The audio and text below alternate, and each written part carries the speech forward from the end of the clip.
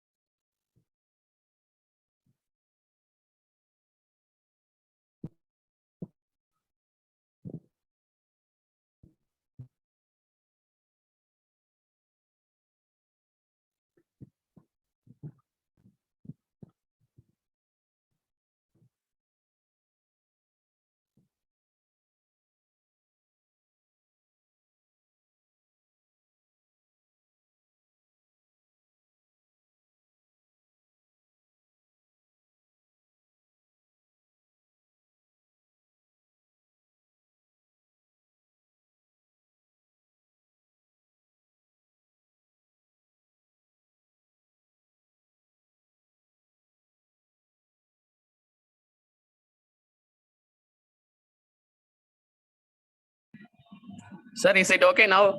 Or same issue?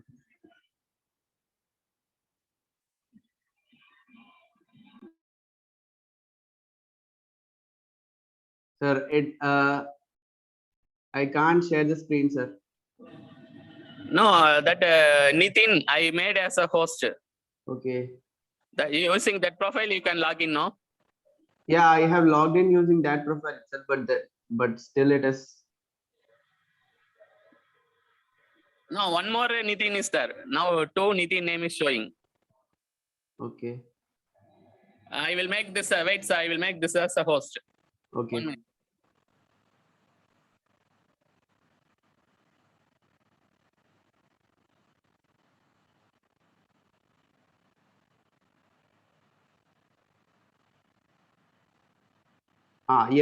Yes, sir. I can do. Yes, I think you are host now. You Yes, can, sir. Yes, sir. It's thank you, okay. sir. It's Thank okay now. It's okay.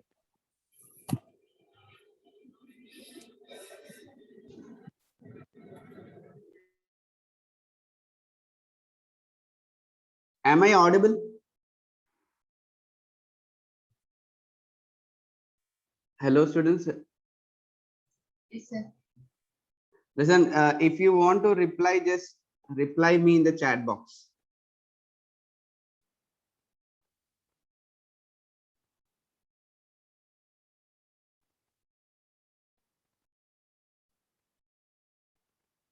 Okay.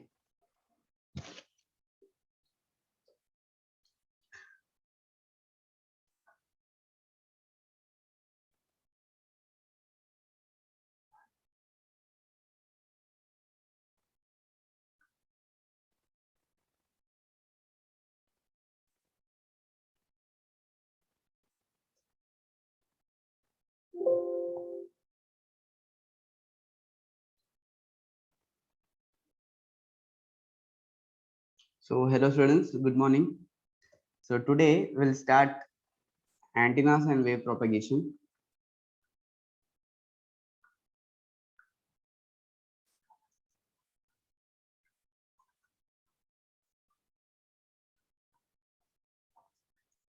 Right.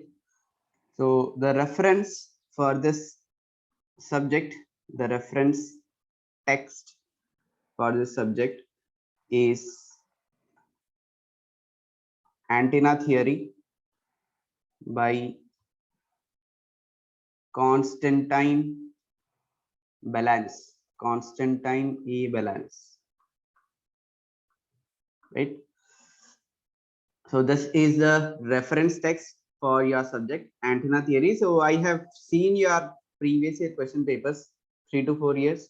So almost around 4 to 5 marks, 4 to 5 questions in every paper. I have seen 4 to 5 questions from in every paper. So a lesson, they have asked very basic questions. The subject is very simple. Just try to understand it properly. Okay. One important thing: don't miss the classes. Don't miss the classes. I have eliminated all the mathematical derivations, right? So no math will be discussed. I'll give you just the important points. Okay, listen to the classes very carefully. Practice all your previous year questions. Practice all your previous year questions. If you have any doubt, just take a screenshot and WhatsApp me to this number. Okay, so this is about the subject weightage and the reference text, right?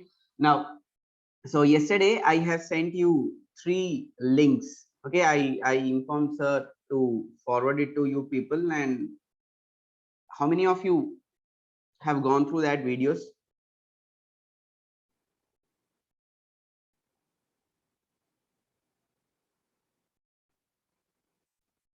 Everyone or no one?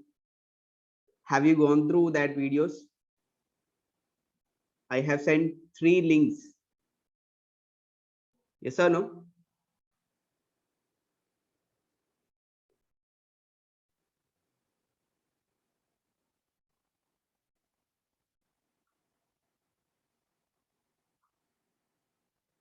Okay.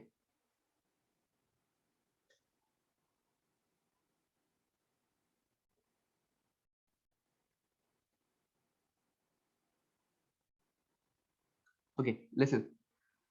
So thing is that so before starting the syllabus, I'll come to those videos. So before starting the subject, I want you to clearly understand the coordinate systems. Okay, coordinate systems. So of all the coordinate systems, the most frequently used coordinate system in our subject is spherical coordinate system. Okay, spherical coordinate system. So first, today I'll just give you the introduction. I'll just give you the introduction of the subject, and mainly I'll focus on the spherical coordinate system, because only if you understand the spherical coordinate system, you can understand the subject, right?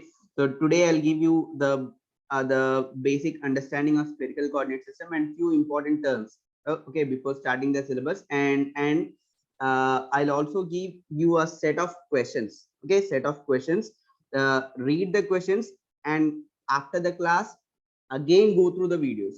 Again go through the videos, right? So today also, listen. Today, you should go through the first 2 videos, right? First 2 videos, I'll tell you. Okay, so as I said earlier, so we will look at the coordinate system today. Okay, coordinate system, especially spherical coordinate system, right?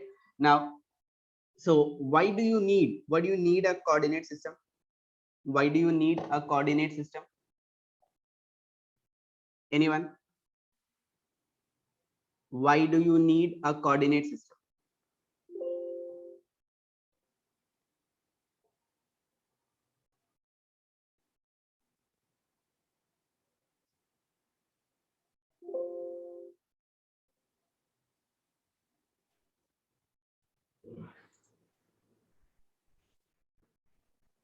Yes, what is the significance of a coordinate system?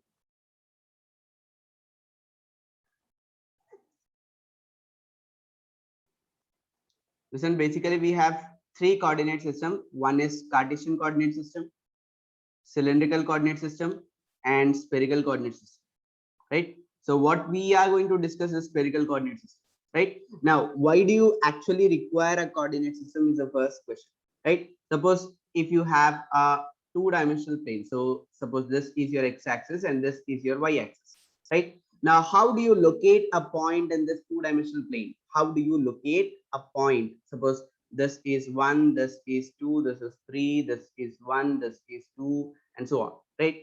Suppose you want to locate the point 2 comma 1, right? 2 comma 1 is nothing but this point, right? X is 2, x is 2, y is 1. So this is the point, right?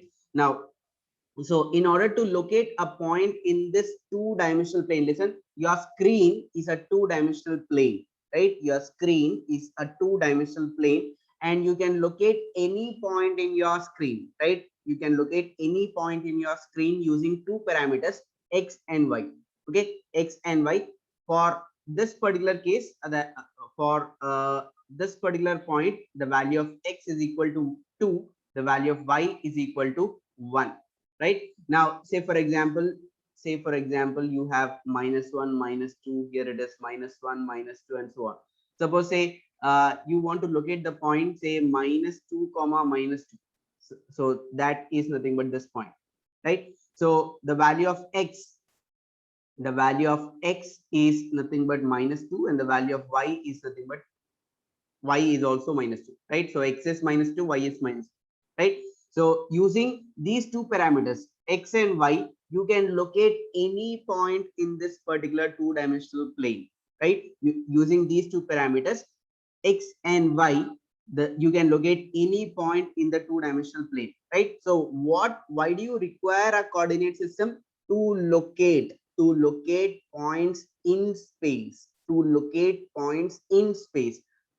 this particular space is nothing but a two-dimensional space, right? This is nothing but a two-dimensional space, right? So this is nothing but a two-dimensional space. Your screen is a two-dimensional space, right? So in order to locate a point in two-dimensional space, you require two parameters, x and y,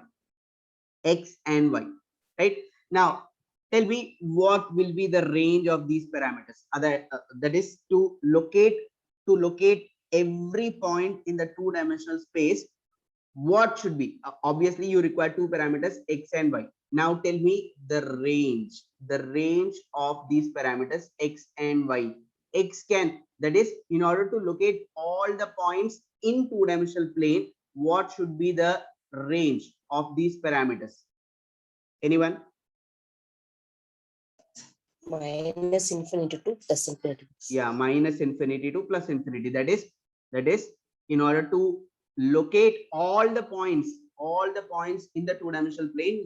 So this is your x-axis. So x can take all the values from -infinity to +infinity, right? Similarly, y can also take all the values from -infinity to +infinity, right? So y also has the same range. So using these two parameters, x and y, you can locate any point in the two-dimensional space, right? Suppose you require say 1000 comma 1000. So you want to locate say 1000 comma say 2000, right? So in that case, the value of x is 1000, value of y is 2000, right? So which is in this range, right? So similarly, suppose you want to locate say -1938, say -1500, right? So in that case, the value of x is -1938, value of y is -1500, right? So which is again in this range, right? So using these two parameters, you can locate any point in the two-dimensional space, right? So the parameters required to locate the point in a two-dimensional plane are x and y, right? Now, if your space is a three-dimensional space, so this is your x-axis, this is your y-axis, and z-axis is coming out of the screen. Okay, the z-axis is coming out of the screen. So what you have now is a three-dimensional space. Okay, three-dimensional space. What you have is a three-dimensional space, right? So in that case, you need three parameters. So you require the third parameter. Which is the third parameter? Anyone? Which is a third parameter?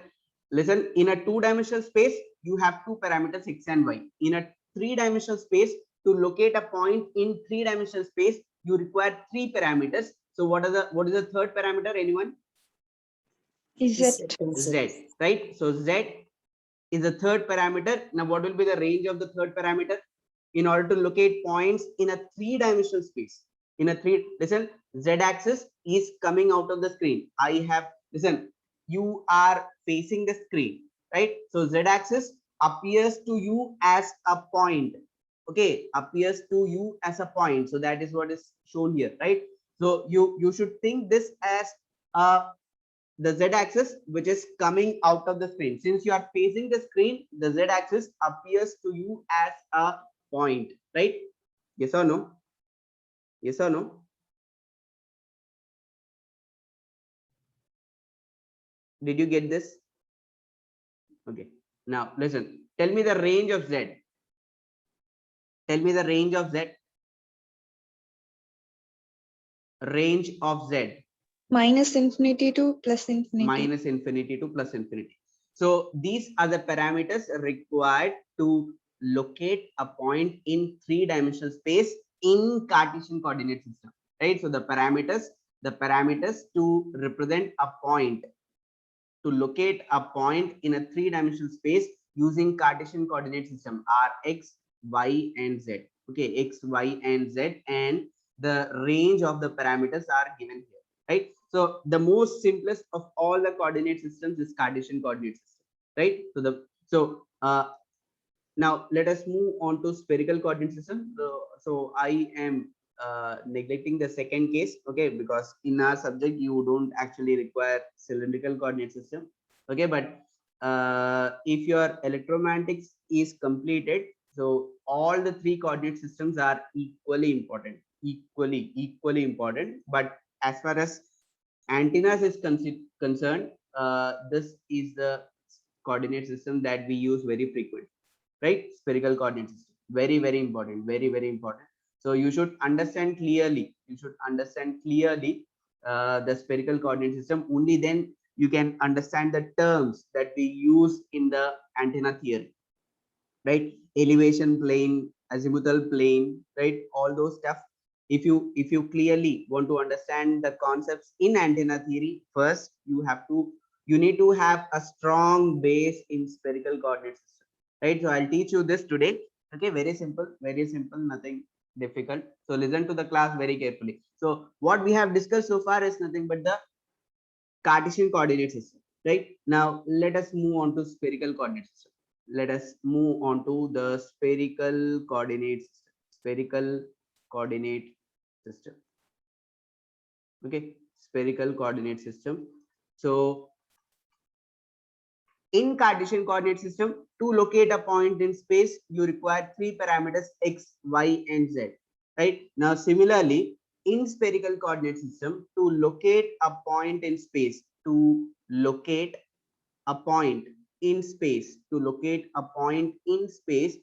require three parameters. Now, tell me what are the three parameters?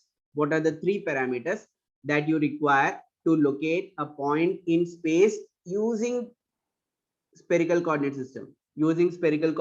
Tell me the three parameters. Anyone?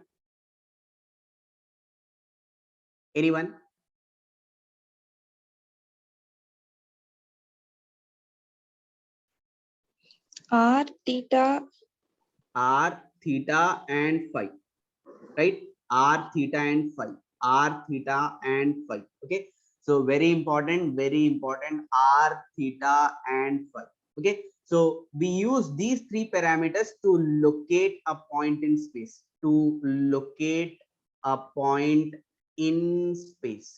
Okay, so now let us take an example and let us see how is a point located using these three parameters. And the second thing is we have to find the range of these three parameters similar to this one. Okay, in this case we have calculated the range of the three parameters x, y, and z. So similar thing, we will also find the range of these parameters in spherical coordinate system. Okay, range of these parameters. So first I'll take an example how to locate a point in three-dimensional space using spherical coordinate system. Say theta and phi both are angles, right? Both are angles, but still we don't know the range of these angles. So just say for the case of example, I'll take it as phi theta and say 90 degrees, right? So this is a location of a point. Okay, this is the location of a point. So you have to locate this point in three-dimensional space using spherical coordinate system. Now let us see how to do this. Okay, say this is okay. So when what was the point? R is equal to what was the point? 5, 30, 90. Okay, 5, 30, 90. Right now, first we'll consider R is equal to 5. R is equal to 5. Listen, since we are in spherical coordinate system, so your point will be somewhere on a sphere, right? Your point will be somewhere on the sphere, right? So the radius of the sphere is given by the first parameter R, and R in this particular case is 5 units, right? So your point is on a sphere of radius 5 units. Your point is somewhere on this particular sphere. So this is a sphere, this is a sphere. So your point is somewhere on this particular sphere, okay, of radius 5 units. Okay, so the radius of the sphere is given by the parameter R, right? So in this particular case, the radius of the sphere is equal to 5. So the first inference is your point is somewhere on the sphere of radius 5 units. Okay, is that clear? Is that clear? Yes or no? Yes, sir. Okay. Now, what about theta? Theta and phi. Theta is equal to 30 degrees.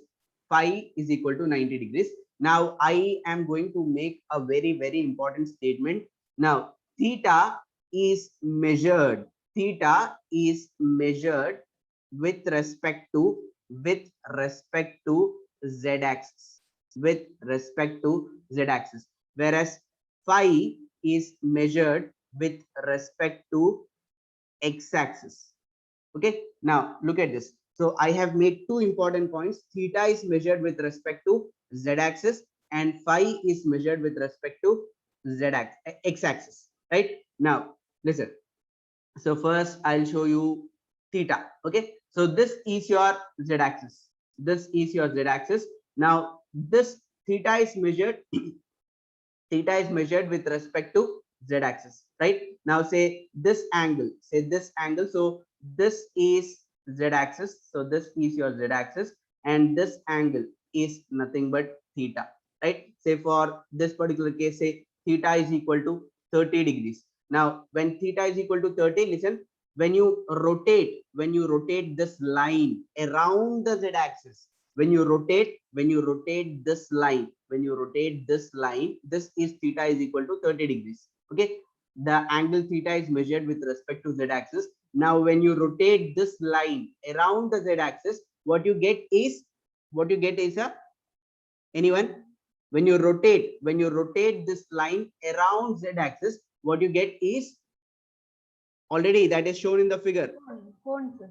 Is a cone, right? So theta equal to 30 degrees gives you a cone, right? Now, as I told you, theta is measured with respect to z-axis. So if this is your z-axis, so this is your z-axis.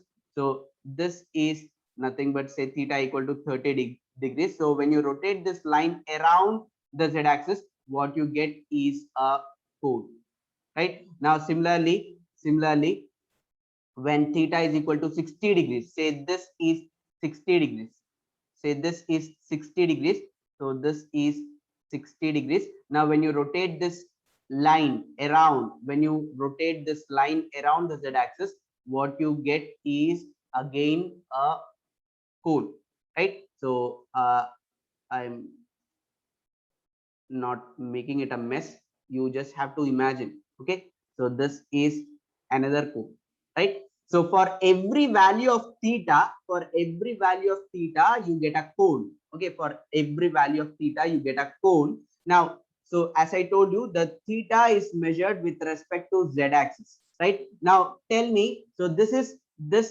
theta equal to 0 degrees. This is nothing but theta equal to 0 degrees. This is nothing but theta equal to 30 degrees, 45 degrees, 60 degrees, 90 degrees. Okay, this is 135, this is 135, and this is say 180. This is say 180. Say for theta equal to 135 degrees, the shape of the cone will be, how will be the shape? So this is theta equal to 30, theta equal to 45, theta equal to 60, theta equal to 90, theta equal to 135, right? Now, for theta equal to 135, the shape of the cone will look like this. Will look like this. Yes or no? Yes or no? Yes, sir. Okay. So this is the theta equal to constant surface. Now, I want you to tell me the range of theta. Range of theta. Anyone? What will be the range of theta? You are measuring the value of theta with respect to z-axis.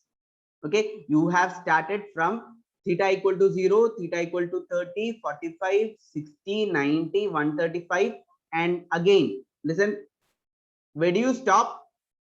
Where do you stop? Where do you stop? 180. Theta equal to 135 and theta equal to 180, right? So you have started from theta equal to 0. You have drawn all the values of theta for different values of theta, and you have reached theta equal to 180, right? So theta is equal to 0 to 180. So the range of theta is nothing but, the range of theta is nothing but 0 to 180 degrees. Okay, you have started with theta equal to 0, right? Theta equal to 0, it's just nothing but a straight line along z-axis. Now theta equal to 30, theta equal to 60, 45, 90, 135, 130, right? So this is the range of theta, right? Now similarly, so tell me what will be the range of r, the first parameter r.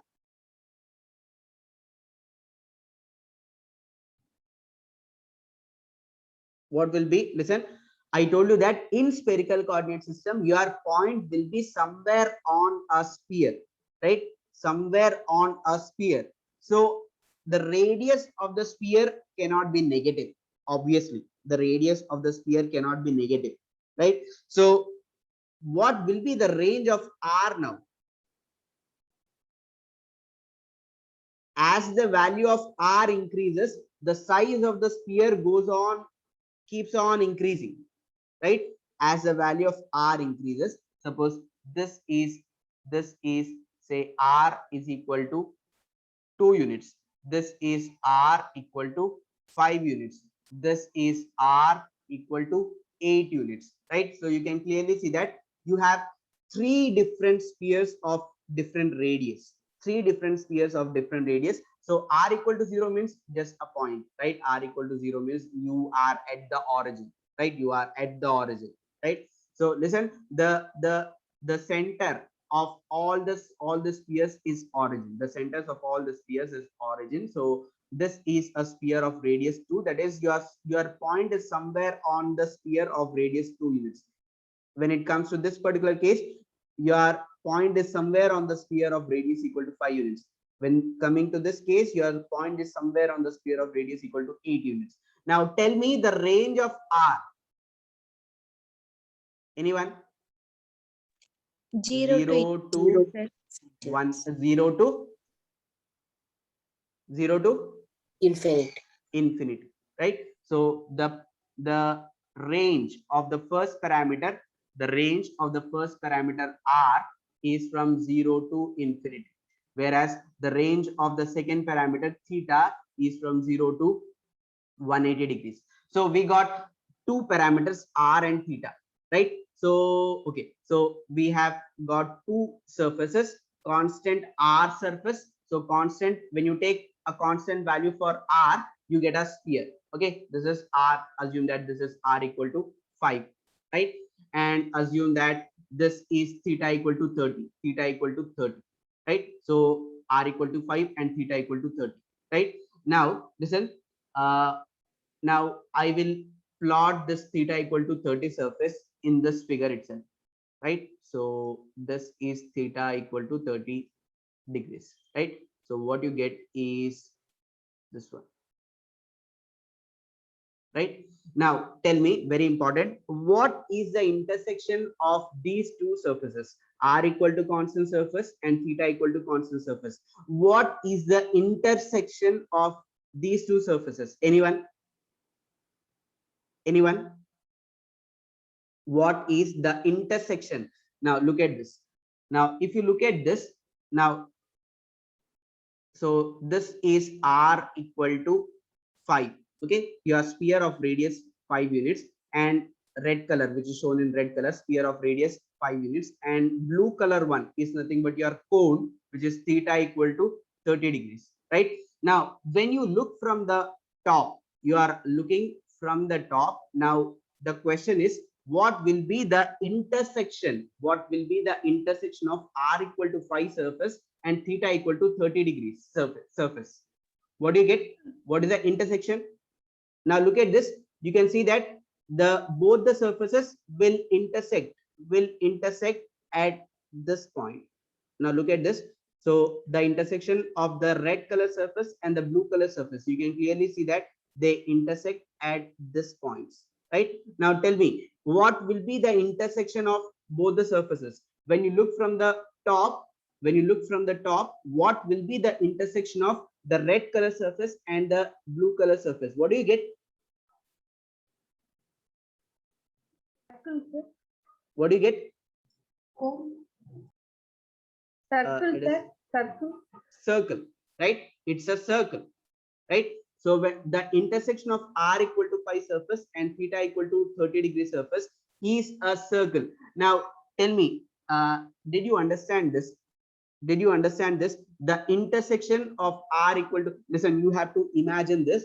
You have to imagine this as if you are looking from the top. You have two surfaces. You know what is R equal to 5 surface and you know what is theta equal to 30 degree surface, right? Now, the intersection of these two surfaces will give you a circle, right? So listen, we have started our discussion.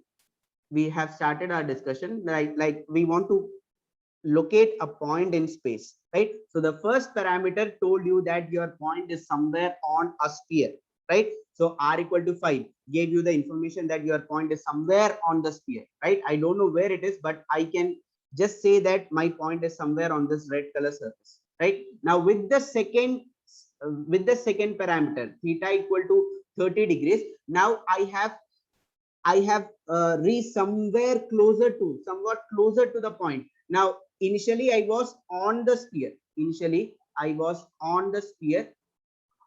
Okay, initially I was on the sphere. Now when I have the second parameter, theta equal to 30 degrees, now using these two information, I have reached somewhat closer to the point. That is, now I am on a circle. The intersection of R equal to 5 surface and theta equal to 30 degree surface gives you a circle. Is that point clear?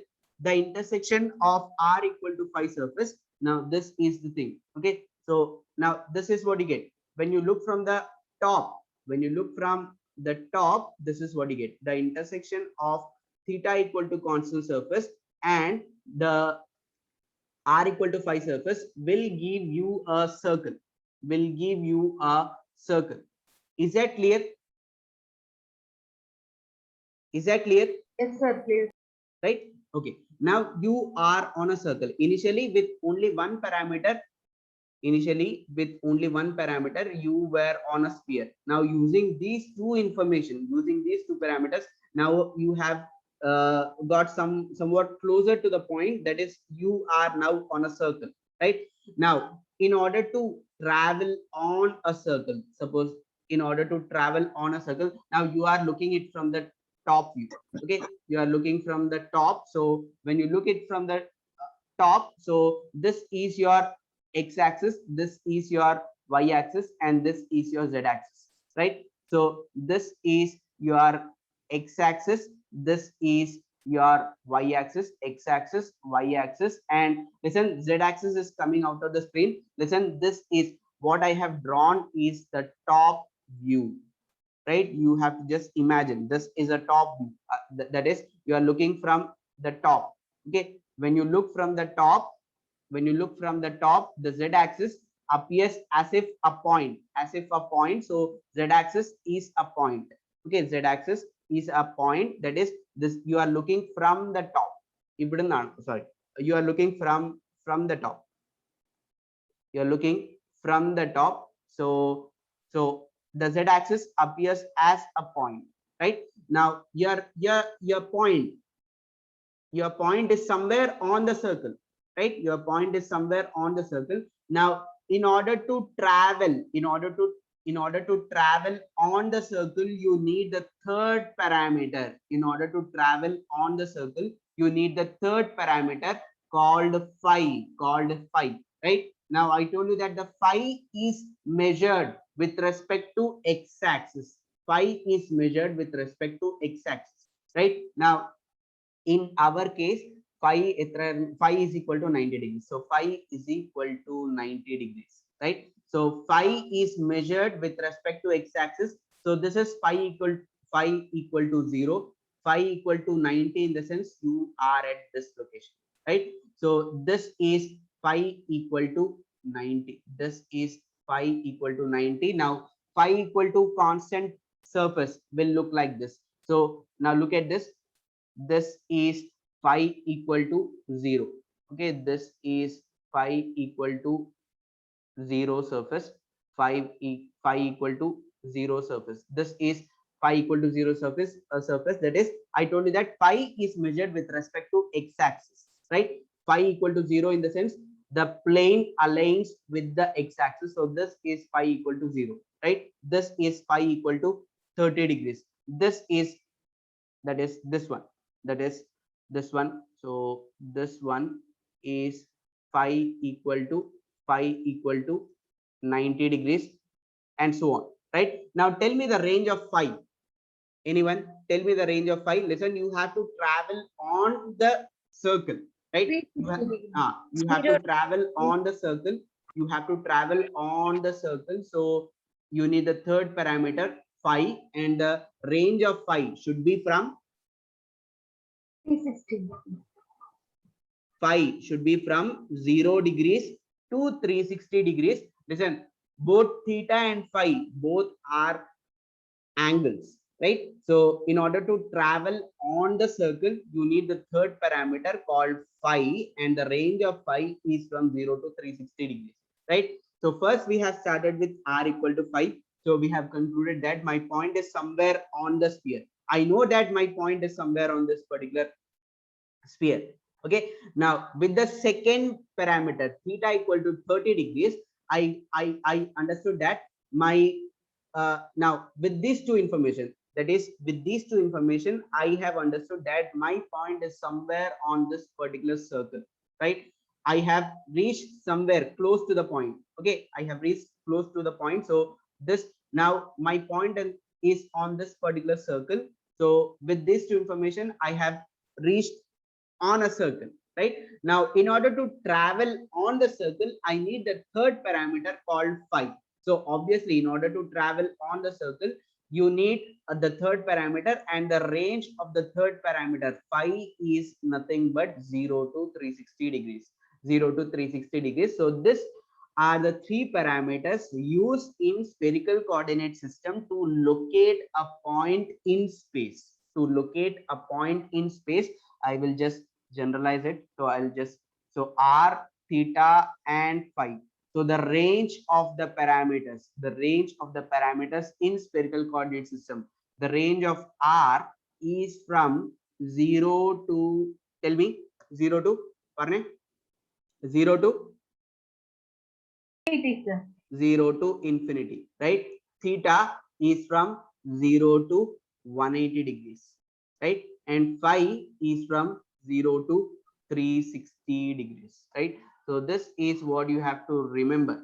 Okay, listen, in the case of Cartesian coordinate system, it was pure common sense, very simple to identify the range of the parameters. But when it comes to spherical coordinate system, you need a little imagination, right?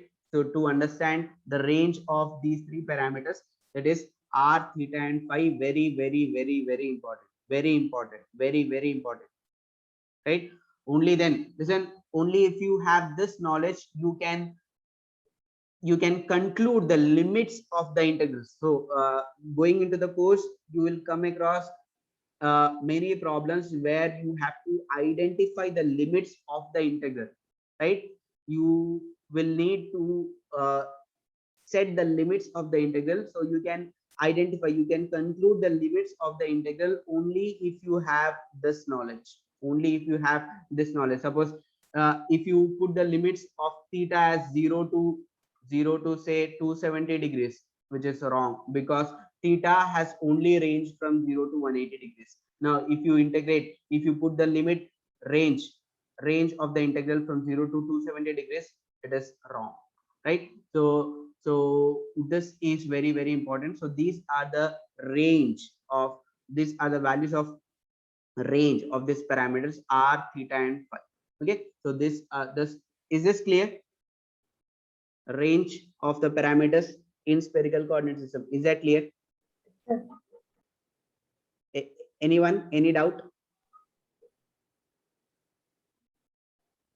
Okay, now listen. So this is the first important thing that you have to understand about the spherical coordinate system. Now the second very important thing is to write the differential length and differential surface. Very, very important, very, very important. Out of these two, this other the differential surface, writing the equation for differential surface is very, very, very, very important, right? So I'll tell you how to write the equations for differential length and differential surface. Now out of these two, how to write the differential equation for differential surface is very important. So you can write this only if you know this one, right? Now I'll just give you an example. That is, say for example, you have your xy plane. This is xy plane. Say this is 1, this is 2, this is 3, this is 1, this is 2, right? Now say for example, you have 2, 0. This is your point. 2, 0. And now you have to move to the point 3, 1. You have to move to the point 3, 1, right? So first thing, very obvious. The first thing is that you have to travel along x direction by 1 unit. From 2 to 3, you have to travel along x direction by 1 unit, and you have to travel in y direction by 1 unit. So now you have moved to the point 3, 1, right? So this is the differential length vector. So this is the new vector. That is, now what I've done is, first I have traveled from 2, 0 to 3, 0. That is, I have traveled in along x direction by 1 unit. Similarly, I have traveled along y direction by 1 unit, right? Now I am generalizing this. So this is the differential length vector. This is a differential length vector. This vector plus this vector, simple vector addition. The length of this vector will be this vector plus this vector. Now I'll generalize this. That is, I have traveled a distance of 1 unit along x direction. So I'll represent this information using dx along ax, right? So listen, every line segment has a magnitude and direction. Every line segment has a magnitude as well as direction, right? So this is your line segment which is pointing in x direction. So the direction ax, right? And the magnitude is 1 unit, and that is represented with dx, right? So the length, this is your vector dx ax, right? Dx ax. And what about this one? This is nothing but you have moved from y equal to 0 to y equal to 1. That is, you have moved by 1 unit. So dy, okay, the magnitude is represented with dy. In this case, it is 1 unit. Now I am generalizing it. This was the example that we have taken. Now I am generalizing it, right? Dx ax and dy ay. Okay, dy ay, right? So the differential length vector from 2, 0 to 3, 1 is nothing but the sum of vector addition of these two vectors. So this vector is nothing but dxax. Okay, this vector dxax, this is a vector, right? So this is a vector. So dxax plus dyay.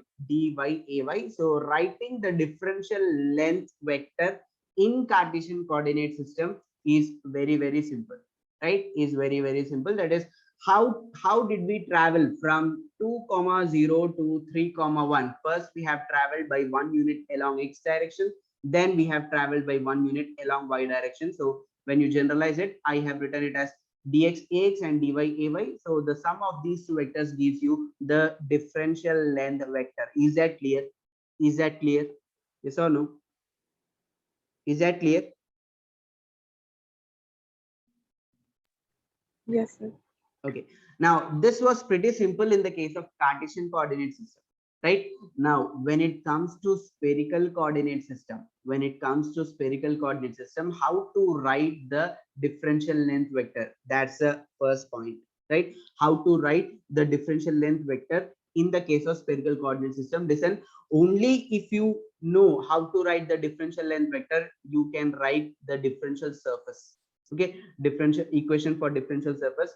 And differential surface is what we use very, very frequently in our analysis. Differential surface is what we use in our analysis, right? So first I'll show you how to write the differential length, right? So okay, so consider this example. So assume that you have to travel from this point to this point. Okay, you have to travel from this point to this point. Okay, this point to this point. Now listen, so first I will say, okay, so I will write this point as, say, this point is 2 comma 30 degrees comma 2 comma 30 degrees comma, say 45 degrees, right? Say this point, the first point is 2 comma 30 degrees comma 45 degrees, and say this point is, say, 4 comma 60 degrees comma, say this is 45 degrees, say this is 45 degrees, and say this is 60 degrees, right? So that is, listen, now you have 2 points. Listen, assume that you have 2 spheres. Okay, you have 2 spheres along the z-axis, right? The axis of both the spheres, is same, which is nothing but z-axis. You have 2 spheres, the axis of both the spheres are same, right? Now on the first sphere, you have the point. The first sphere is of radius 2 units. The first point, look at this, theta equal to 30 degrees and phi is equal to 45 degrees. So you have located the first point, right? Now you have the point on the bigger sphere of radius 4 units. The value of theta is equal to 45. The value of phi is equal to 60 degrees, right? The question is, how do you travel? How do you travel from point 1 to point 2? Call this as point 1. Call this as point 1. Call this as point 2, right? How do you travel from point 1 to point 2? Once you set the path, right? Identify the path first. Okay, identify the path, then you can write the equation for dA. Okay, so first you have to identify the path. Now I'll show you. Listen. So you can first move on to the bigger sphere. Listen, this is what you have to keep in your mind. You have 2 spheres. The axis of both the spheres is same, which is nothing but z-axis. Now you have 2 spheres, one of smaller radius, the other one of larger radius, right? The axis of both the spheres is same. Assume that you have 2 watermelons. Okay, you have 2 watermelons. The axis of both the watermelons are same. Okay, you have 2 watermelons, hollow watermelons, right? Right, there is nothing inside. You have 2 watermelons.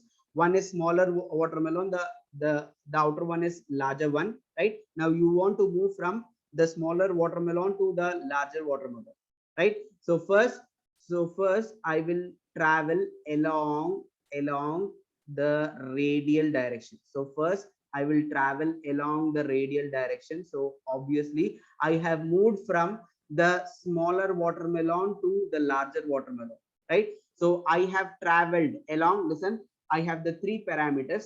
I have the three parameters. So just look at this particular case. So if I increase the value of R, if I increase the value of R, the value of R increases radially outwards. This is R equal to 2, R equal to 5, R equal to 8. You can clearly see that. So in this case, R is equal to 2. In this case, R is equal to 5. In this case, R equal to 8. Right? You can clearly see that the value of R is increasing radially outwards. It is increasing radially outwards. So R increases radially outwards, right? Whereas theta, now look at this, theta is increasing from 0 to 180 degrees. So theta increases in this direction, right? Theta increases in this direction, right? Theta increases in this direction. So this direction is given by a theta, right? So increasing values of theta, theta increases in this particular direction, whereas R increases radially outwards, R increases radially outwards, right? In AR direction, theta increases in a theta direction. What about phi? What about phi? Phi increases in this direction. Phi increases in this direction. So this is nothing but a phi direction. This is nothing but a phi direction, right? So at this point, a phi will be along this direction. At this point, a phi will be along this direction. At this point, a phi will be along this direction. At this point, a phi will be along this direction, right? Now theta, at this point, a theta will be along this direction, right? A theta at this point will be along this direction. A theta at this point will be along this direction. A theta at this point will be along this direction, and so on, right? So I have introduced three basis vectors: AR, A theta, and A phi. Okay, AR always points in increasing values of R, Okay, this is AR, this is AR, and this is AR. You can clearly see that AR points in increasing values of R. A theta points in increasing values of theta. A theta points in increasing values of theta, whereas A phi points in increasing values of phi. Is that clear? Is that clear? AR, A theta, and A phi. Is that clear? Yes or no? Any doubts in that?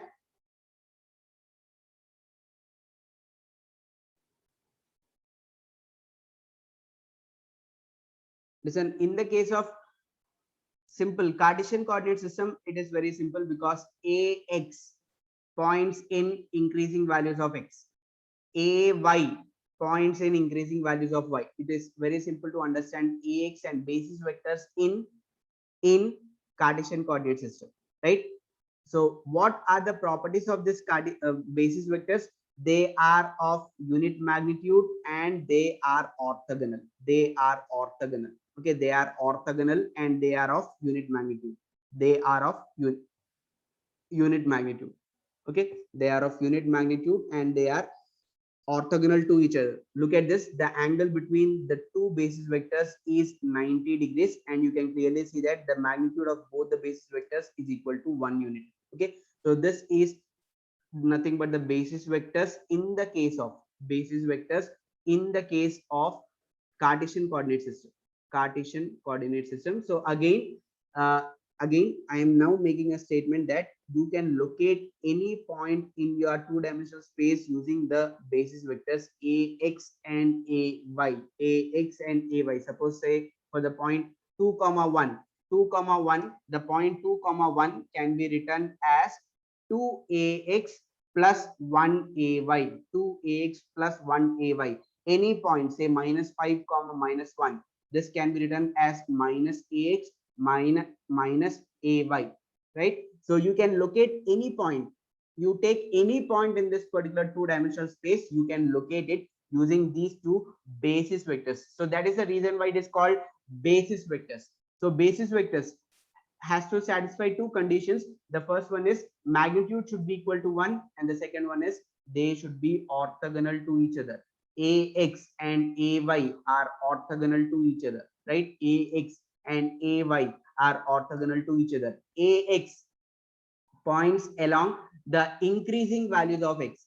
Ay points along increasing values of y. So this is a case about Cartesian coordinate system, right? Now when it comes to spherical coordinate system, now I want you to draw the three basis vectors, say at this particular point.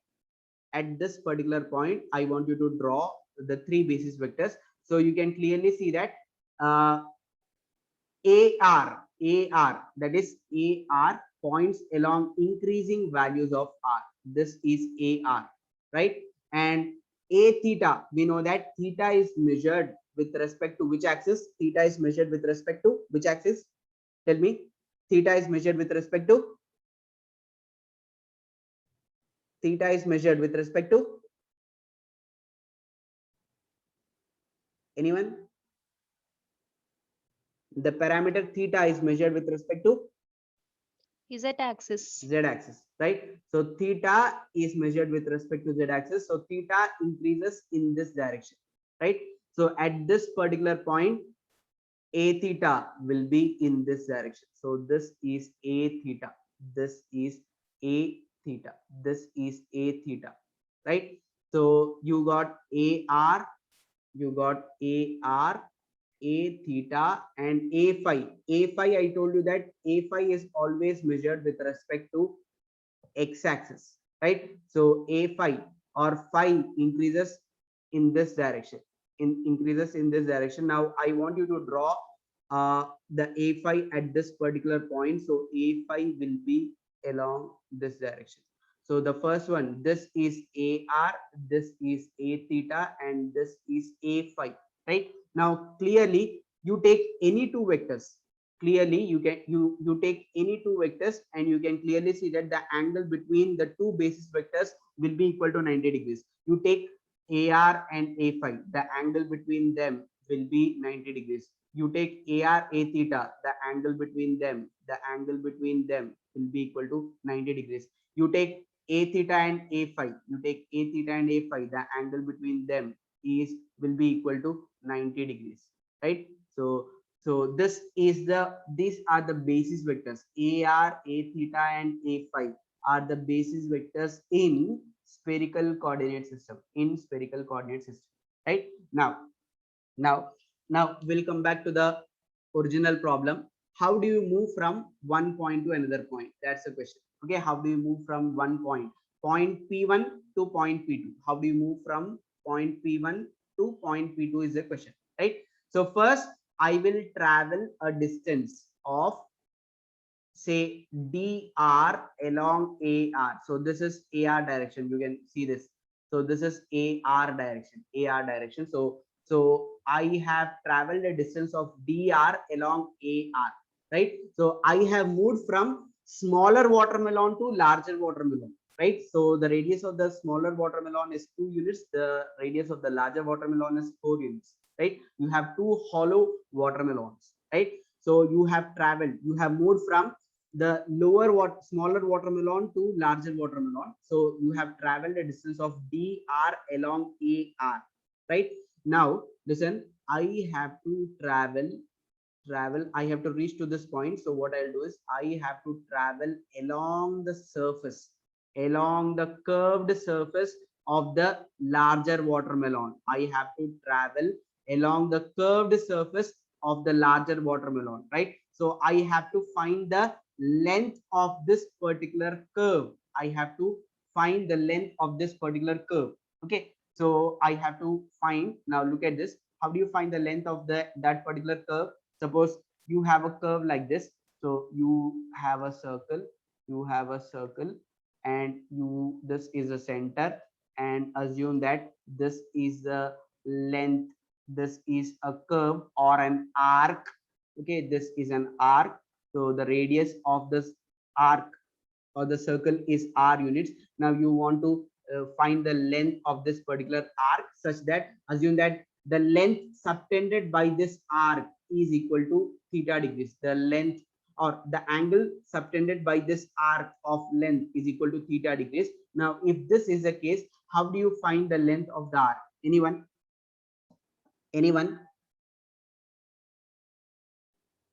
How do you find the length of this arc? The angle subtended by the arc at the center, this is a center, is theta degrees. The angle subtended by the arc at the center is equal to theta degrees. Now the radius of the circle or arc is nothing but r units. Now tell me the length of the arc will be equal to, anyone? The length of the arc will be equal to, you know, the radius and the angle subtended by the arc at the center, theta degrees. How do you find?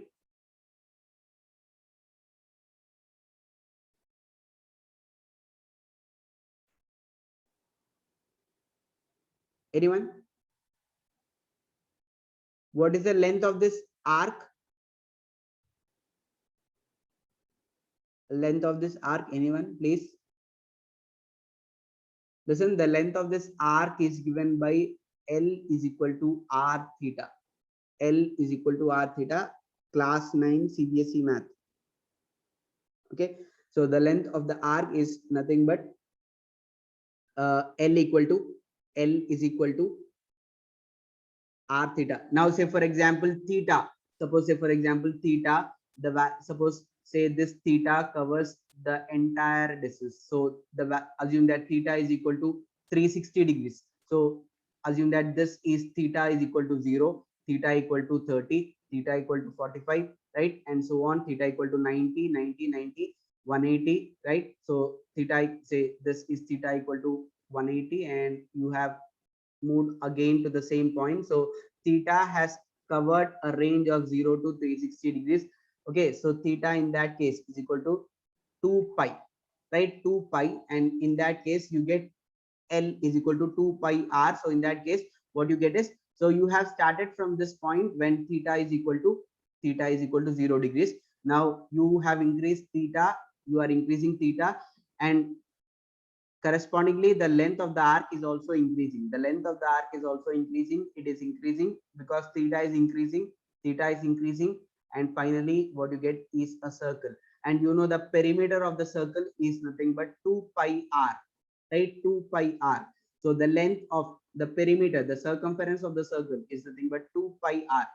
You get this result from this one, right? 2 pi r, it is from this result, right? So the length of this particular r is nothing but r into theta, right? So the length of this particular arc is nothing but r into theta. Now what you have is, what we require is, you have to find the length of this particular arc. Okay, so this particular arc, so this one, you have to find, you are on the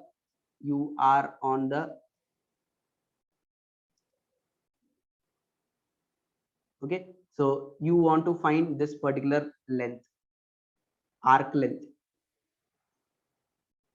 This is what you want to find, right?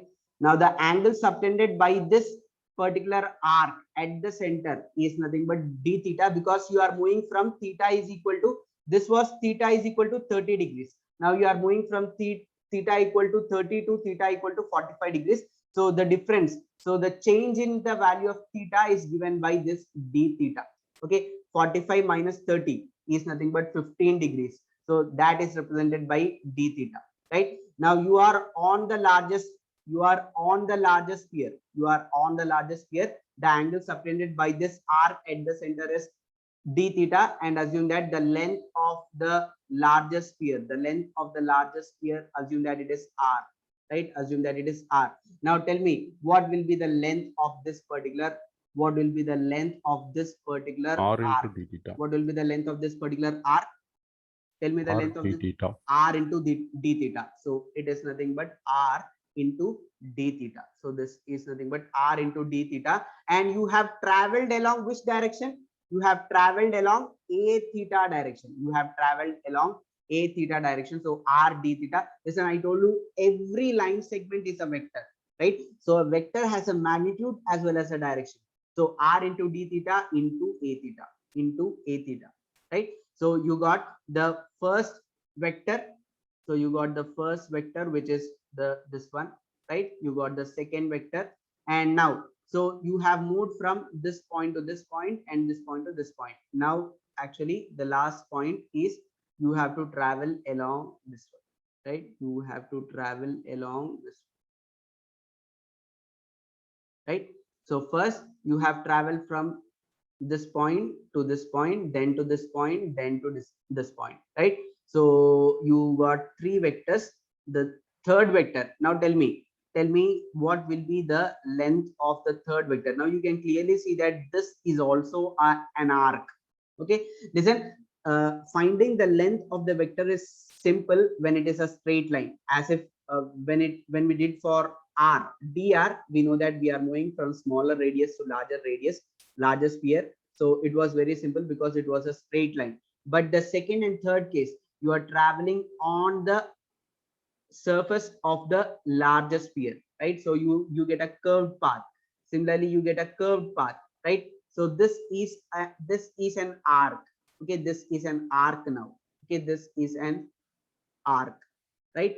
Now to find the arc length, again you have to use the same formula, that is the length of an arc is nothing but L equal to r theta, right? So you can clearly see that this is your arc, right? So first thing that you have to identify is the radius of this particular arc. Now you are on this particular circle. Okay, you are on this particular circle and you have to find the length of this particular arc. Okay, you are on this particular circle and you have to find the length of this particular arc. E arc right? So obviously you are moving on, you are varying 5. Okay, you are varying 5. You are varying 5 from 5 equal to 45 degrees to 5 equal to 60 degrees. 5 equal to 60 degrees, right? 60 degrees. So you have changed. So I'll draw it here. So this is your x-axis. This is your x-axis, and you have changed your 5 from 5 equal to 45, in the sense this is 5 equal to 45 degrees, to 5 equal to 60 degrees. 5 equal to 60 degrees. So this is the arc length that you have to find. This is the arc length that you have to find.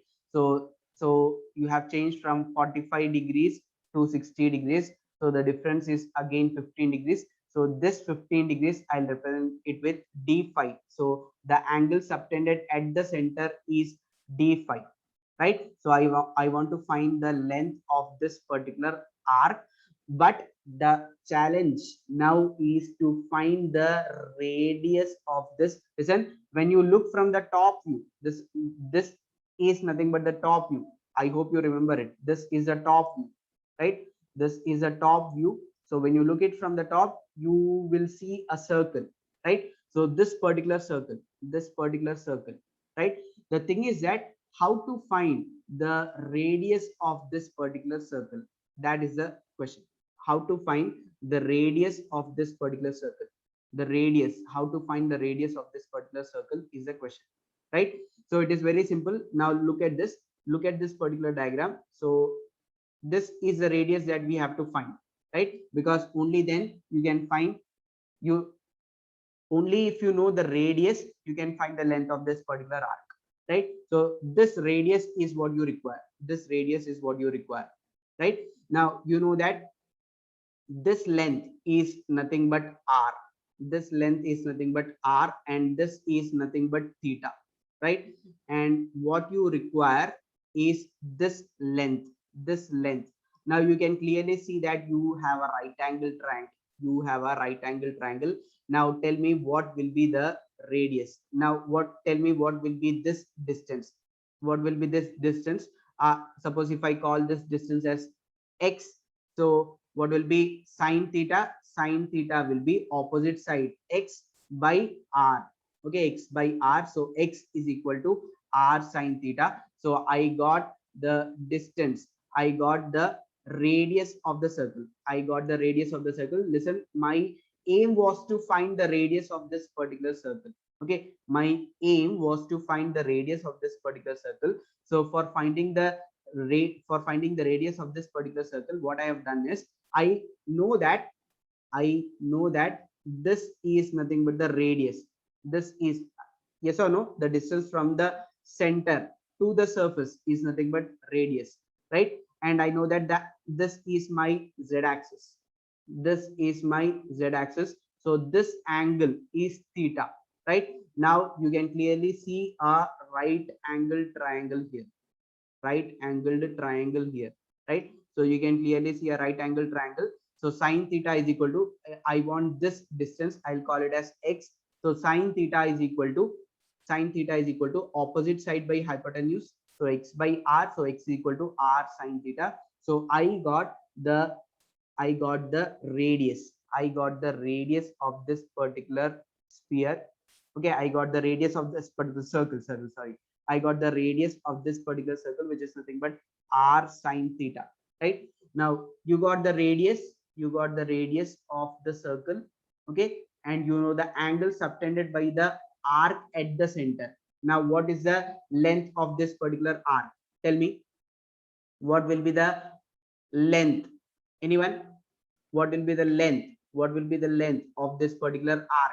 You know the radius and the angle subtended at the center. Tell me the length. Anyone?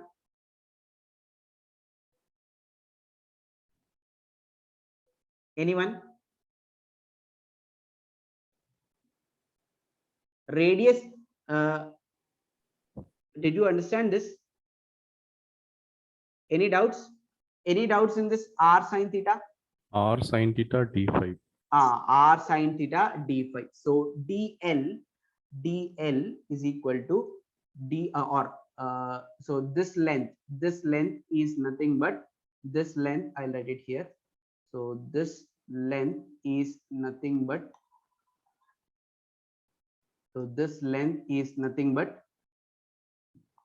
L equal to r theta. R in this case is r sine theta into angle subtended at the center is d phi, and you are moving. Listen, this is a line segment. So obviously every line segment is a vector. So this is a magnitude and you are traveling along a phi direction. Okay, you are traveling along a phi direction. So this is nothing but a phi. This is nothing but a phi, right? So now the overall vector, the resultant differential vector, that is, so this is a resultant vector. Okay, so this is a resultant vector from point P1 to point P2, right? So the differential length vector, the one shown in the black color, is given by dl is equal to what is the length of the first line segment? Listen, what did we do here?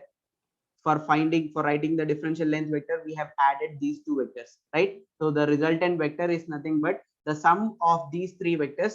So what was the first vector? drar. That is, you have moved from the smaller sphere to the larger sphere. You have moved from the smaller sphere to the larger sphere, this one, right? Then you have traveled along the curved path on the larger sphere. So the length of this particular r is nothing but r d theta a theta, right? Plus this line segment, which is nothing but r sine theta d phi a phi, right? So this is a differential length in spherical coordinate system. Now tell me, is that clear? Is that okay? Listen, if you have any doubts, just stop the class and ask me. Clear your doubts and proceed. Otherwise, you will not understand the concepts which we discuss in the future. Is that clear, everyone? Yes, sir.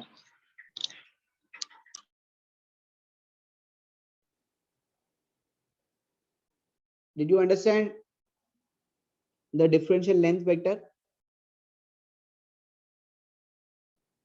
Listen, just reply me in the chat box.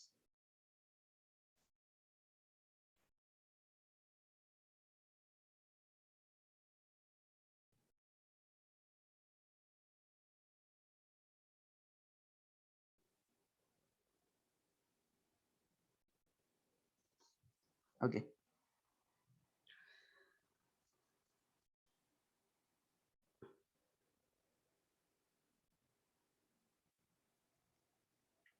Okay, listen.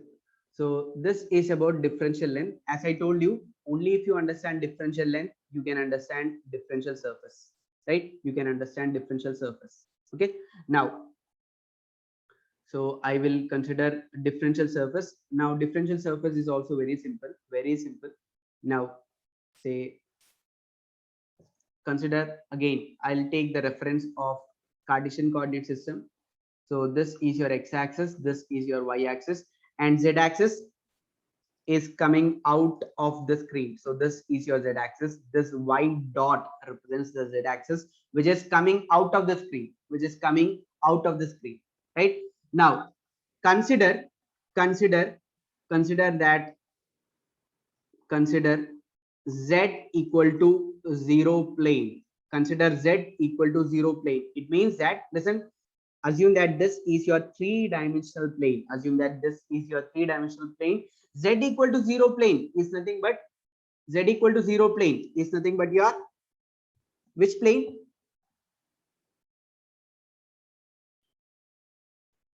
Z equal to 0 plane is nothing but your, anyone? Z equal to 0. It means XY plane. you are on the XY plane, right? You are on the computer screen. You are on the screen, right? So you are on XY plane, right? So when I consider a Z constant plane, when I consider a Z constant plane, the other two parameters in Cartesian coordinate system, we have the three parameters X, Y, and Z, right? So I have considered a Z constant plane. I have considered a Z constant plane. Now, what happens when you vary the other two parameters, X and Y?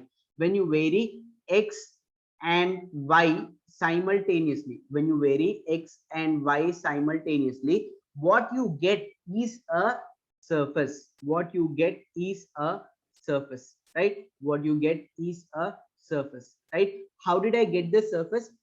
That is, first I have considered a constant Z plane. Constant Z plane, constant Z equal to 0 plane means you are in XY plane, right? In XY plane, you can vary the two parameters X and Y. So I have varied X, I have varied Y simultaneously. When you vary X and Y simultaneously, what you get is a surface.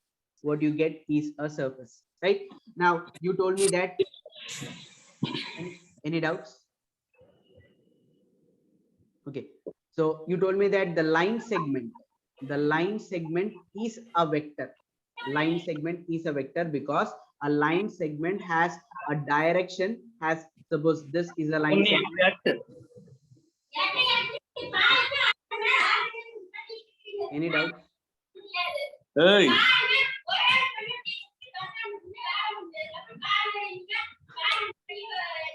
Turn your mic off.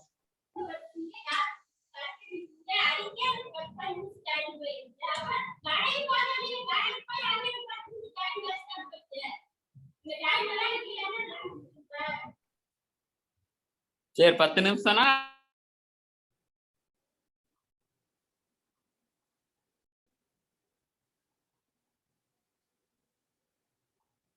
Okay.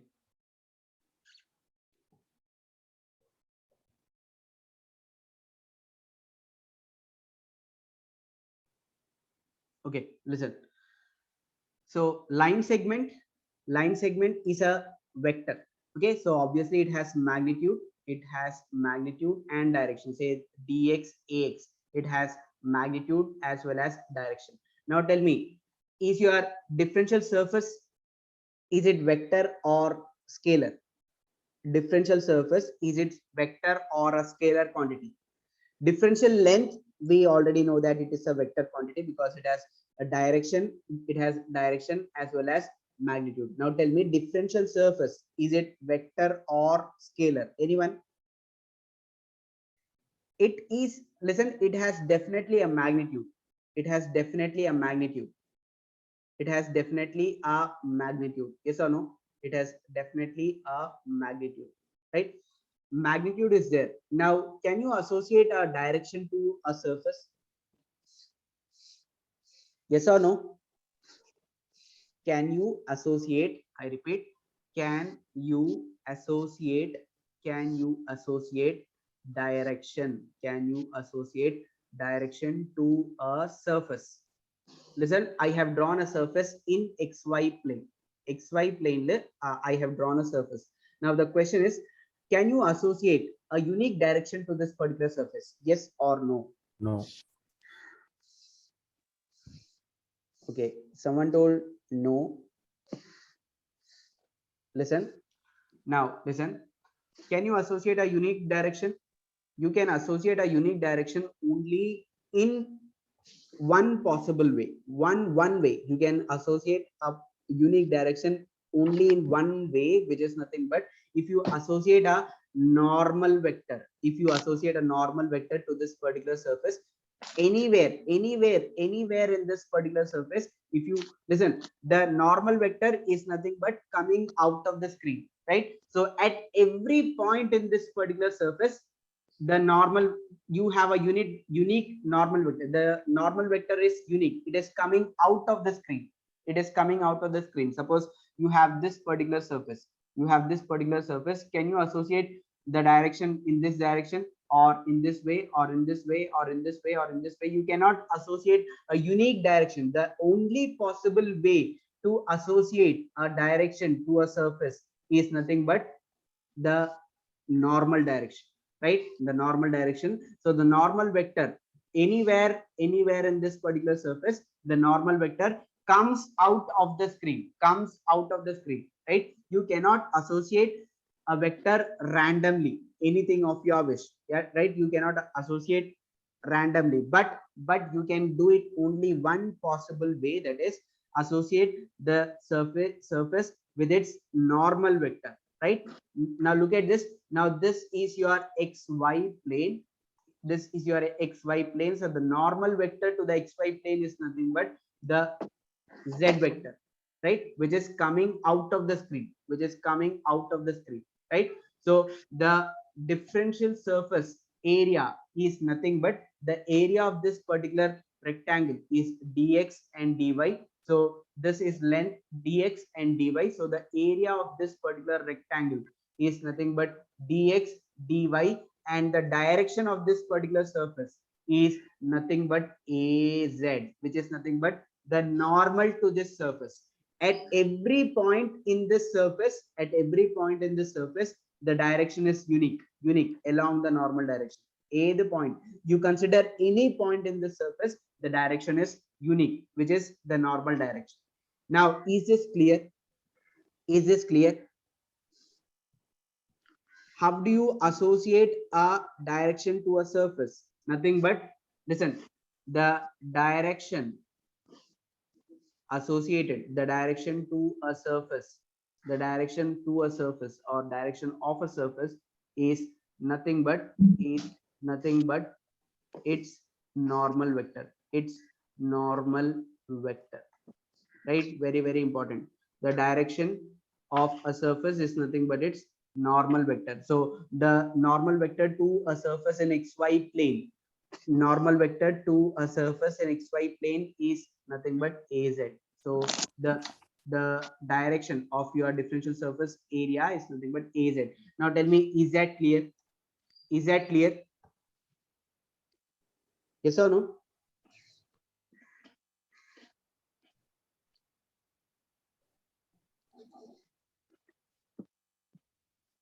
should I repeat Sir, it? is that normal vector parallel to z axis? Listen. Is that normal vector A is it parallel to z axis? Yeah. AZ is parallel to z axis. Okay, sir. Listen. Z axis is coming out of the screen. Assume that Z axis is coming out of the screen, and assume that you have, listen, the vector of this particular surface is also along the Z direction. So the normal vector of this particular surface and Z axis both are parallel, right? So one student asked me that, is AZ parallel to Z axis? Absolutely. The normal vector of this particular surface is nothing but AZ, and AZ is pointing along the Z axis. So this is Z axis. So both Z axis and AZ are parallel. Both Z axis and AZ are parallel. Or obviously, right? AZ always points in increasing values of Z. So this is your Z axis. This is Z equal to 1, Z equal to 2, Z equal to 3, and so on, right? So AZ always points in the increasing values of Z. So obviously your Z axis and AZ are parallel, right? Are parallel. Is that clear?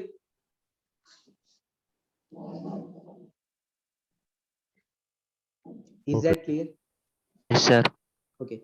Now, Yes. so we have written the differential length for, in the case of spherical coordinate system. Now we will write the differential surface. Okay, differential surface for the spherical coordinate system. So how did we do it for Cartesian coordinate system? First, I have considered a Z constant plane. I have varied the other two parameters, right? Now, same thing. I'm going to do the same thing. Now look at this.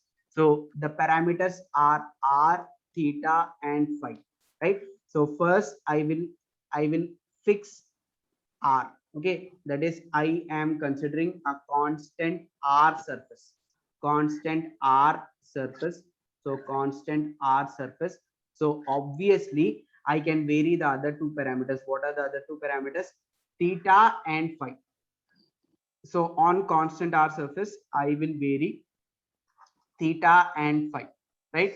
So assume that this is your constant r surface. Listen, now I am considering the larger, you are on the larger watermelon of larger radius. Okay, so now, so assume that you are on the surface of larger watermelon, so you can vary theta and phi. So I am varying theta and phi. Now just look at this, don't copy, don't write anything, just look at this. I am varying theta and phi, so I can vary theta in this direction.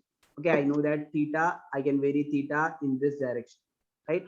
So theta is varied in this direction because I know the theta is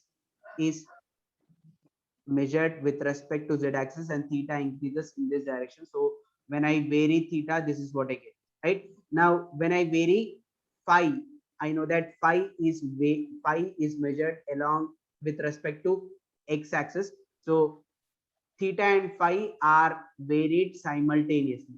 Theta and phi are varied simultaneously. So the resultant surface that I get is nothing but this one. The resultant surface that I get is nothing but this one. So this area is nothing but this area. Okay, so this is a differential surface area on a constant r surface, right? So I have varied theta, as well as I have varied phi. When I vary theta, this is what I get. When I vary phi, this is what I get, right? So I have varied theta and phi. So now tell me, listen, all the differential surface areas can be expressed, can be assumed to be a rectangle. Listen, because you are writing the expression for differential element, so you can approximate the area to be this to be a rectangle, right? So obviously the area of this particular surface, you can simply find the area just by calculating its length and breadth. If you know this length and this length, you can easily write the area, okay, which we have already done, okay, which we have already done. because this length we have calculated. What did we calculate? The line segment, the length of this particular line segment, which is nothing but r sine theta d phi, and the length of this particular line is r d theta. We know the length of this particular line, the length of this particular line. So if you know the length of the two lines, you can approximate it as a rectangle. So you can write the area as, r d theta, the length of this particular line, into r sine theta d phi, r sine theta d phi. So this is the length of the first line, this is the length of the second line. So length into breadth, area of this particular rectangle, length into breadth. Now you can easily find the magnitude, which is nothing but r into r is r square sine theta d phi. You got the magnitude. Now tell me the direction. Of a constant r surface. What is the normal vector to a constant r surface? Anyone? What is the normal vector to a constant r surface? Yeah. Yeah. What is the normal vector to a constant r surface? Anyone? Yeah. AR, right? AR, because now if you look at this, so this are different spheres. You can clearly see that AR is pointing outwards. Now you can clearly see that. So this is a constant r surface, constant r equal to 2, r equal to 5, r equal to 8. Now you can clearly see that the angle between the constant r surface and the radial vector, so this is nothing but 90 degrees. So obviously AR is a normal vector.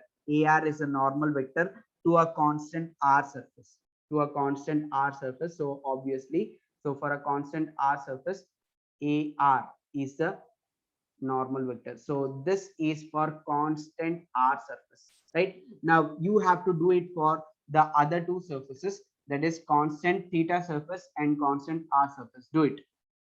Do it on your own, and finally I'll write down the equations. You can cross check, and so that you can understand whether you have got it correct or not, right? So very simple. The three parameters in the spherical coordinate system are r, theta and phi. So for first, I have considered constant r surface so that you can vary the other two parameters, theta and phi. So when you vary theta, this is what you get. When you vary phi, this is what you get. So this length we have already found. Okay, the length of this line segment and this line segment we have already calculated. Listen, this is the reason why I told you that you need to understand DL. Only if you understand DL, you can write DS. And this is a differential surface area which we use very frequently. This is very important, right? So we will use this very frequently, this differential surface area for a constant r surface. This is a differential surface area, and we use this very frequently. R square sine theta d phi AR, very important, right? Very frequently we'll use this.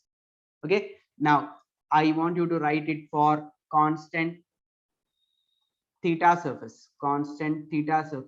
So as I told you, r, theta, phi are the parameters. Now you are making this constant, so theta is equal to constant, so obviously you can vary the other two parameters, r and phi. So r and phi can be varied. Now when you vary r, so r is varied along the radial direction. So this is what you get when you vary r, right? So phi is also varied, right? So listen, so this is r. Okay, this is when you vary r, and you can also vary phi. So when r and phi are simultaneously varied, what you get is this particular surface, okay, this particular surface. So this is the differential surface that you get, okay. This is a differential surface that you get. So this is the area that you have to write. So ds is nothing but you are varying r. So when you vary r, this is nothing but drar. So the length of the this particular line is dr, and the length of this particular line, we have already done this, okay, we have already done this, which is nothing but r sine theta. So this is length, this is breadth, okay, length into breadth. And tell me what is the r sine theta. So r sine theta d, okay, r sine theta d phi. Listen, we have already done this, r sine theta d phi. So r sine theta d phi. Now tell me the direction. Tell me the direction. Tell me the direction. A theta. A theta. Okay, a theta, because theta is varied in this direction. So you can clearly see that theta is the normal to this particular surface. So a theta is a direction. So a theta is a direction, right? So ds is equal to r sine theta dr d phi a theta, right? So a theta.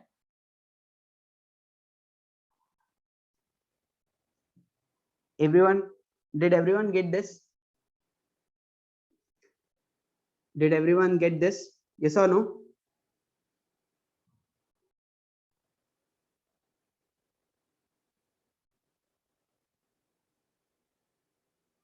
Any doubts in this? Constant theta surface?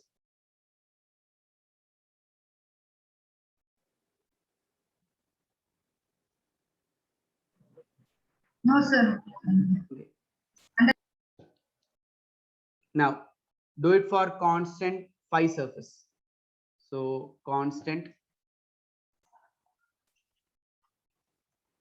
phi surface. All of you, please try to write on your own.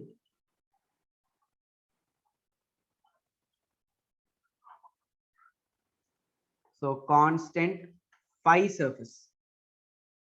Okay. So the three parameters are r, theta, and phi. R, theta, and phi. So now phi is constant, so you can vary r and theta. Okay, phi is constant, so you can vary r and theta. So you can clearly see that when you vary r, this is what you get. When you vary r, this is what you get, right? And when you vary theta, this is what you get. This is what you get, right? Now when you vary r and theta simultaneously, this is what you get, right? This is what you get. So this area, okay, this area, okay, so this area, so this is nothing but differential surface area on a constant phi surface, so you clearly, so when you vary r, it is nothing but dr, okay. When you vary theta, the length of this particular line segment is nothing but r d theta, right? Now tell me the direction. I have written the magnitude, tell me the direction. If you tell the direction, I can understand that you have got this. A pi. A phi, right? So ds is nothing but r dr d theta a phi, simple, right? So this is a differential surface area. So out of these, the differential surface areas, the first one, constant r surface, is very important, right? It's very important. As I told you earlier, the range of the parameters r, theta, and phi is also very important. R, theta, and phi is also very important, right? Now I want you to take the constant r surface. So the differential surface area is r square sine theta d theta d phi, right? So differential surface area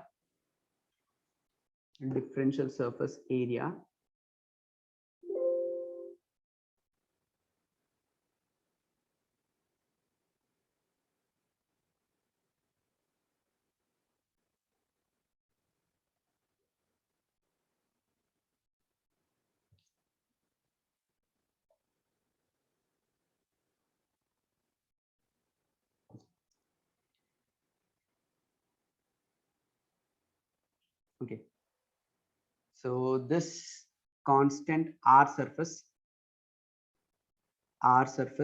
that is ds is equal to r square sine theta d theta d phi. Okay, ar. Okay, now you can clearly see that when you find the total, in order to find the total surface area, what should I do in order to find the total surface area? What is the surface area of a sphere? What is the surface area of a sphere? Anyone? Surface area of a sphere is equal to surface area of a sphere. Surface area of a sphere. Sphere, it means that what is the surface area of a sphere of constant radius r? What is the surface area 4 pi r of square. a sphere of radius r? Of radius r. What is it? What is it? 4 pi r square. 4 pi r square. Surface area of a sphere is equal to 4 pi r square. So when you take constant r surface, this is the surface that you get. Okay, now listen, you should have the idea, this is constant r surface. Okay, so this is the constant r surface. So you are on the constant r surface, right? You are on the watermelon of larger radius on the r surface, right? Now ഇവിടെ നോക്കിക്കേ, this is nothing but constant phi surface. This is nothing but constant phi surface, right? This is nothing but constant phi surface. I hope you remember the first one. Constant, this is constant phi surface. So this is constant phi surface. So this is the constant phi surface, and this is constant theta surface. This is constant r surface, constant phi surface, and constant theta surface, right? So now you can clearly see that. So this, you are on constant phi surface. This is constant r surface. This is constant theta surface. Constant theta surface. Right, now take the case of constant r surface. Now in order to find the total surface area, this is the surface area of a small differential surface. Okay, this is nothing but the area of a small differential surface. I want to find the area of the total sphere. If I want to find the area of total sphere, I have to vary theta from 0 to I have to vary, listen, in order to find the surface area of a complete sphere, what we have calculated is the surface area of this small differential surface element. Okay, we have just calculated this particular area. What I require is I have to calculate the surface area of this particular sphere, this entire sphere. I have to calculate this entire area, surface area. So how should I vary my theta? How should I vary my theta? I have to vary theta from 0 to 180 degrees. 0 to 180 degrees. I have to vary theta from 0 to 180 degrees, and I have to vary phi from 360. 0 to 360 degrees. 0 to 360 degrees, so that I get the complete surface. Now from a small differential surface area, by varying theta and phi, I got the total surface area. Now I want to find the magnitude. Now look at this. So I will vary the theta from, so r square sine theta d phi. So theta is varied from 0 to 180 degrees or pi radians, and phi is varied from 0 to 360 degrees or 2 pi radians, right? So you can clearly see that the integral is independent of r. So you can take this r square outside, because the different integral is with respect to theta and phi, right? Now integral of sine theta is nothing but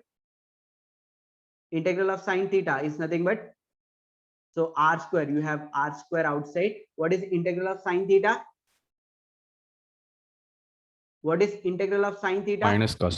Minus cos theta. Minus cos theta, and limits are from 0 to pi. And integral of phi, this is only term with phi. So integral of d phi is phi, right? So 0 to 2 pi, right? Integral of d phi is phi. Limits of phi are from 0 to 2 pi. Now, when you substitute the upper limit, cos pi is -1, cos 0 is also -1. So -1 is 2, right? So -2 into minus becomes 2. So this is 2, this is r square, and this is 2 pi, and therefore you get 4 pi r square, right? So this is how you calculate the surface area of a sphere. This is how you calculate the surface area of a sphere, right? So as I told you, constant differential surface area of constant r surface is very, very, very, very important. This is very, very important, very, very important. Okay, so this is how you calculate the surface area of a sphere, right? Now, so yesterday I have told you to go through the 3 videos. So these are the prerequisites that you require before starting the subject of antennas, right? So out of this, as I told you, the range of the parameters r, theta, and phi, range of these parameters, and the differential surface area, all these are very, very important. So with this knowledge, we can start the subject tomorrow, right? Now, so before coming to the next class, I want you to go through the videos once again, and I want you to look for the answers. So today I'll tell you to, I'll ask you to go through only the first two videos. So in the first video, you will understand what is kink, right? So you listen. So tomorrow I'll ask you these questions. So look for the answers of these questions. Okay, look for the answers of these questions. That is, what is kink? Okay, what is kink? And the second question. So the second question is,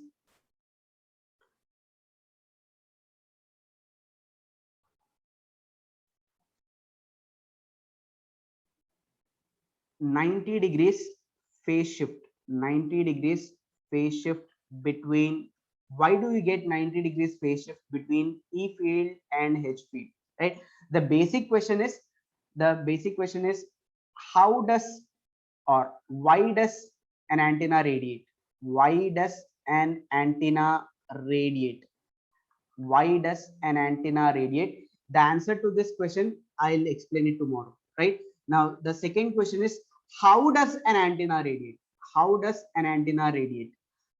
Two basic questions. Why does an antenna radiate, and how does an antenna radiate? Why does an antenna radiate? The answer to the first question, I'll tell you in the next class. Okay, why does an antenna radiate? How does an antenna radiate? You will get from the first two videos. Now, so how does an antenna radiate? So in the first video, you will get the answers to these two questions. What is kink? What is kink? And why do you get the phase 90 degrees phase shift between? Okay, from this, okay, the from first video you get the answer to this question, and to the second. So I'll call this question as third question. The second question is this: how does an E field leave a dipole? How does an E field leave dipole? Right. So the answer to these questions will be found in the first video. Listen, I'll come back to these questions tomorrow, but before discussing these questions, just go through the videos. I will be referring to those videos. Okay, so these are the two questions that you get from the first video.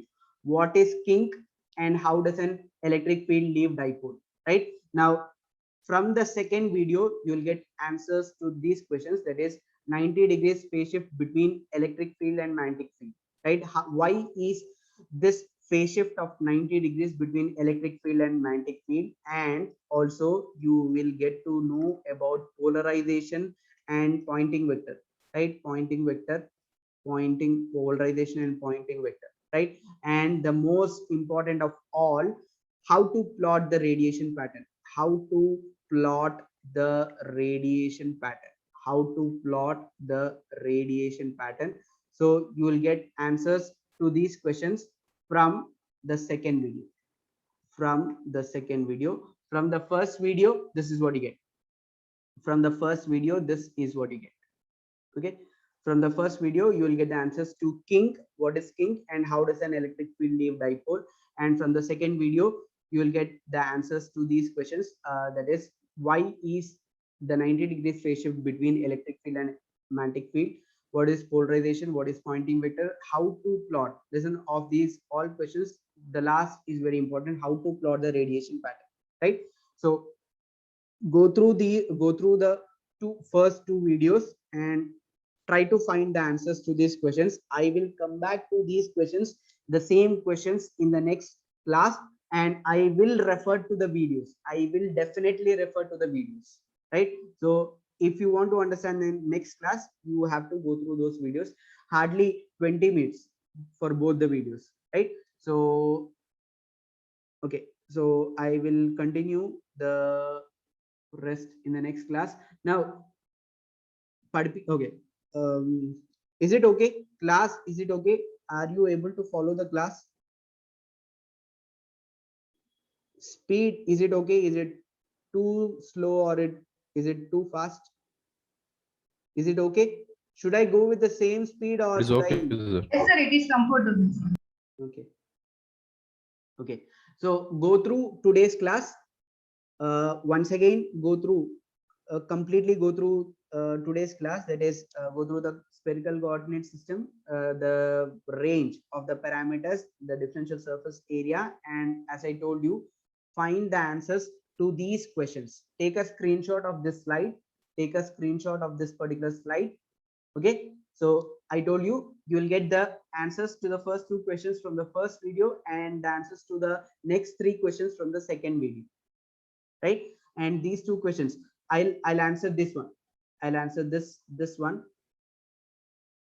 I'll answer this question in the next class, and this one, the second question, you will get from these two videos. How does an antenna radiate? You will get the answer to this question from these two videos, right?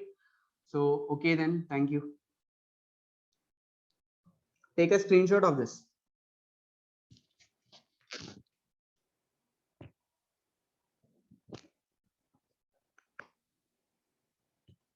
You can leave.